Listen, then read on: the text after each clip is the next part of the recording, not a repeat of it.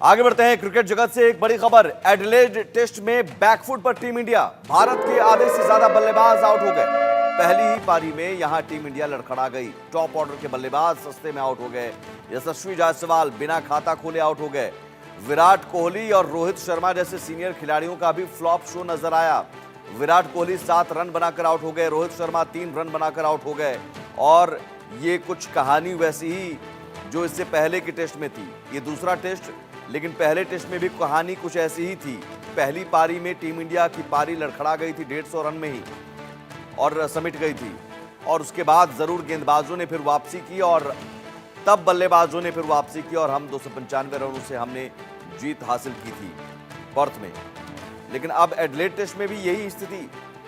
पहली पारी में फ्लॉप शो क्यों होता है, यह एक बड़ा सवाल है। टॉस जीतकर बैटिंग चुनी थी हमने और उसके बाद जब बल्लेबाजी करने उतर आए तो टॉप ऑर्डर से लेकर निचले लेवल तक सभी बल्लेबाज एक के बाद एक पवेलियन लौटते चले गए और आधे से ज्यादा बल्लेबाज आउट हो गए हैं। पहली पारी में टीम इंडिया बुरी तरह से लड़खड़ा चुकी है, लेकिन यह जरूर है कि इससे पहले भी पहले टेस्ट में जब हमने देखा कि पहली पारी लड़खड़ाई थी तो गेंदबाजों ने संभाला था, बुमराह ने, मोहम्मद सिराज ने संभाला था। मनोज जोशी हमारे साथ जुड़े हुए हैं, स्पोर्ट्स एडिटर। मनोज जी, ये कहानी तो कुछ ऐसी ही पहले टेस्ट जैसी नजर आ रही है।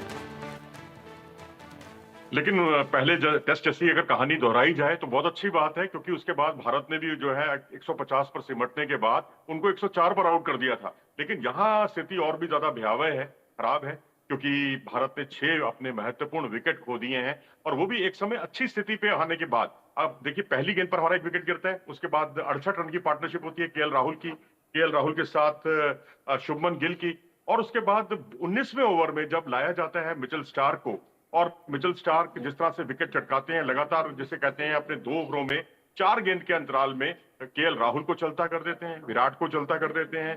दोनों आइडेंटिकल एक जैसी गेंदें होती हैं और उसमें उछाल होता है, उछाल पर दोनों गच्चा खाते हैं और विराट कोहली तो ये तय नहीं कर पाए कि इस गेंद को छोड़ें या खेलें। ऐसी ही स्थिति कुछ केएल राहुल की भी थी। तो ये स्थिति मतलब अतिरिक्त उछाल जो है, ऋषभ पंत भी इसी पर ही आउट हुए हैं। तो 3 खिलाड़ियों का आउट होना, केएल राहुल और विराट कोहली और ऋषभ पंत का अतिरिक्त उछाल पर, यह भी कई तरह के सवालिया निशान भारतीय बल्लेबाजी पर खड़ा करता है। लेकिन इस वक्त भारतीय टीम वाकई मुसीबत में है, संकट में है, क्योंकि पिछली बार जो है इसी पिंक बॉल टेस्ट में भारत को हार का सामना करना पड़ा था, 36 पर उखड़ गए थे। लेकिन चलिए, इस बार उम्मीद कीजिए कि हमारे जो टेल है, जिसमें नीतीश रेड्डी हैं और अश्विन है, ये मिलकर स्कोर को 200 के करीब पहुंचाएं।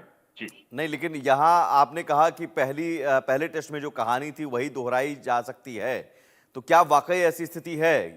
पर्थ में और एडिलेड में फर्क कम से कम इतना तो होगा कि जो कहानी उस समय थी कि हाँ, आप पहली पारी में लड़खड़ा गए, फिर बॉलर्स ने संभाल लिया और फिर दूसरी पारी में आपने प्रदर्शन किया तो आपने बड़ी जीत हासिल कर ली। क्या ऐसा हो सकता है, दोहराया जा सकता है? यहाँ फर्क है।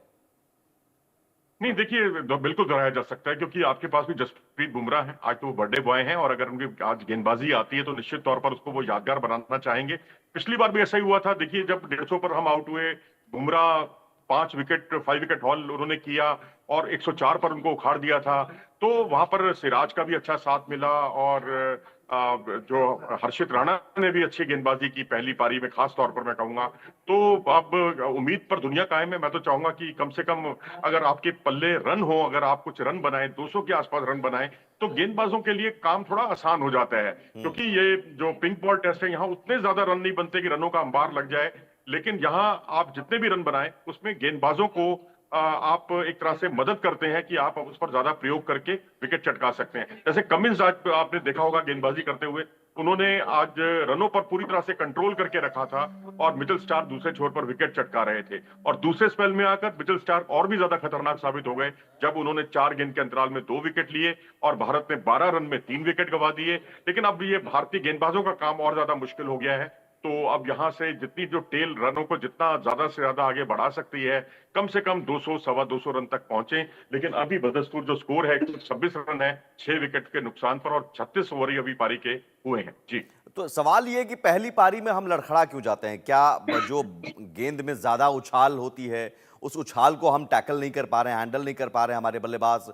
और चूंकि पिच जब पुरानी हो जाती है उसके बाद हम खेलने उतरते हैं, तो वही विराट कोहली फिर दूसरी पारी में गजब खेलते हैं, फिर यशस्वी जायसवाल गजब खेलते हैं, केएल राहुल फिर शानदार प्रदर्शन करते हैं।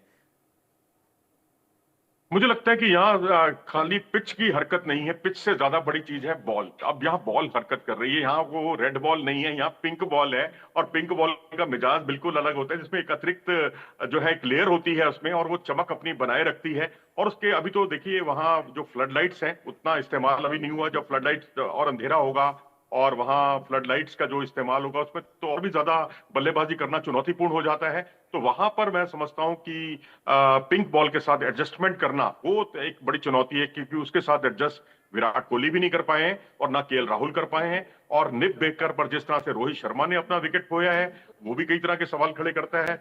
और वहीं यशस्वी जायसवाल और अगर आप शुभमन गिल को देखें तो इनका आउट होना करीब करीब आइडेंटिकल था, एक जैसा ही था, क्योंकि एक ने फ्लिक मिस किया, एक ने ग्लांस मिस किया।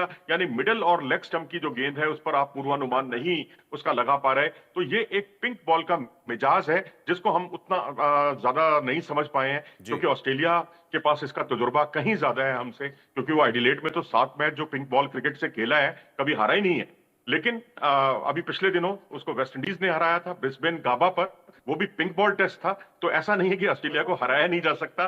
पिछले कुछ समय से जो तीन पहले सीरीज टेस्ट वो में हारा है जो तीनों हमने भारत जीत ने हासिल जीती की, एक एक मनोवैज्ञानिक बढ़त तो हमने बनाई हुई है। उस बढ़त का फायदा पहली पारी में नजर नहीं आया, लेकिन क्या ये बढ़त गेंदबाजों को जरूर होगा, और दूसरी पारी में हम जरूर हमारे बल्लेबाजों से उम्मीद कर सकते हैं, क्योंकि आप पहली जीत के बाद मनोवैज्ञानिक बढ़त तो आपके पास है।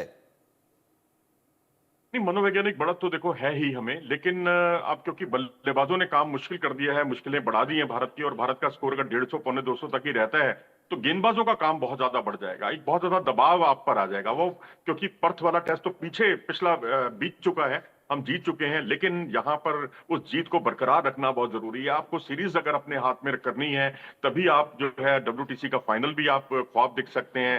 हारने पर आपके लिए स्थितियां मुश्किल हो जाएंगी। साउथ अफ्रीका लगातार अच्छा प्रदर्शन कर रहा है, तो साउथ अफ्रीका और ऑस्ट्रेलिया आपके लिए बहुत बड़ी चुनौती बना हुआ है। हम पाकिस्तान से उम्मीद नहीं कर सकते कि वो आकर साउथ अफ्रीका को हराए, तो बेहतर तो यही है कि हम ही ऑस्ट्रेलिया को हराएं। तो गेंदबाजों का काम थोड़ा मुश्किल हो गया निश्चित तौर पर, लेकिन जो दिक्कतें हमारे बल्लेबाज फेस कर रहे हैं, निश्चित तौर पर मैं कहूंगा वो दिक्कतें ऑस्ट्रेलिया के बल्लेबाज भी फेस करेंगे, क्योंकि भारतीय गेंदबाजी भी इस समय पूरे शवाब पर है।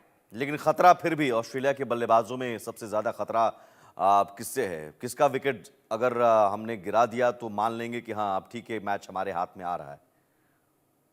देखिए, ट्रेविस हेड को आउट कीजिए, हालांकि उनकी फॉर्म तो बहुत अच्छी नहीं चल रही है, लेकिन पिछली पारी जो उन्होंने भारत के खिलाफ खेली थी पिछले टेस्ट में, काफी अच्छा प्रदर्शन उन्होंने किया था। और उनको जिस तरह से हर्षित राणा ने आउट किया था, वो एक टर्निंग पॉइंट साबित हुआ था उस पारी का। तो ट्रेविस हेड को आउट कीजिए, वो हमेशा भारत को बड़ा परेशान करते रहे। और स्टीव स्मिथ और लेबुशेन क्योंकि उतनी अच्छी लय में है नहीं, लेकिन इनमें से किसी एक खिलाड़ी, कोई एक खिलाड़ी भी अगर लय में आ जाता है तो टीम को संबल मिलता है, टीम बहुत आगे तक जाती है।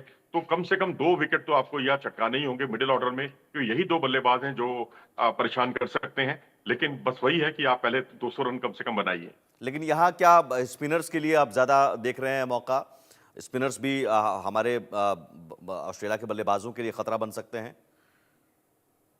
देखिए, नाथन लायन को तो बहुत कामयाबी मिली है, पिंक बॉल टेस्ट में ही उनको कामयाबी मिली है। और जिस तरह से जो इसकी लेयर होती है, बिल्कुल ऐसा लगता है कि जो लेयर के साथ साथ जो इसकी सीम पोजीशन होती है, सीम बिल्कुल प्लास्टिक नुमा लगती है दिखने में, और वहां से ग्रिप करना गेंद को थोड़ा सा मुश्किल हो जाता है स्पिनर्स के लिए, खासकर फिंगर स्पिनर्स के लिए। लेकिन फिर भी फिंगर स्पिनर्स ने यहाँ कामयाबी उनको मिलती रही है नाथन लायन के तौर पर। तो हरभजन सिंह भी आज को उनको मैं सुन रहा था, उन्होंने भी कहा कि यहाँ पर स्पिनर्स कामयाब हो सकते हैं अगर वो अपने बहुत अनुशासित गेंदबाजी करें।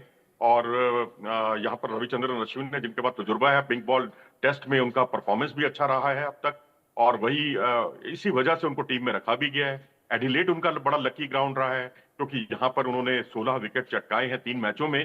तो ऐसे और तजुर्बा भी है उनके पास, तो आप उम्मीद कर सकते हैं अश्विन से भी।